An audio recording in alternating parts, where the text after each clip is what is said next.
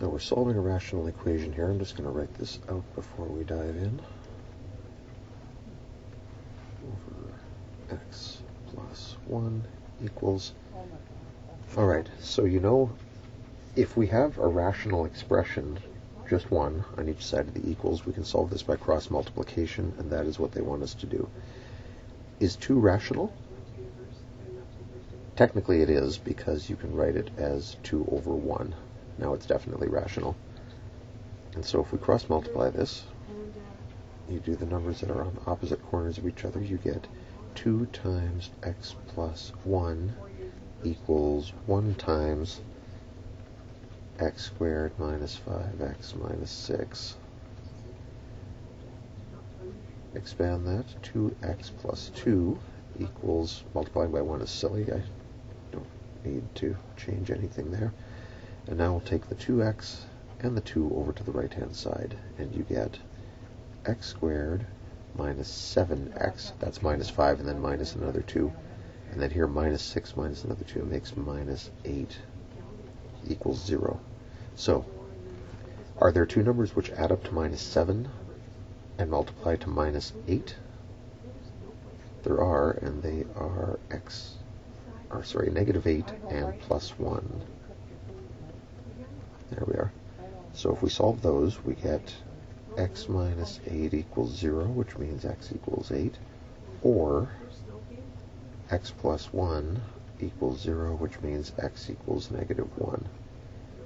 So, algebraically, those are the solutions we get. Now, they hint at this in part B. Explain why one of the solutions to the quadratic in A, in other words, explain why one of the solutions we just got is no good. Well, remember our non-permissible values? This is probably the first time the non-permissibles are going to try to get us. This first expression had the denominator x plus 1. This means x plus 1, the denominator, must never equal 0, which means x must never equal negative 1. Uh-oh. Negative 1 is supposed to be one of our solutions, but now we're hearing that that number is forbidden. That means we have to throw that solution out. It looked like it was going to work. It actually will not. Just to show you what happens, here's what it looks like when an equation blows up because of a non-permissible value.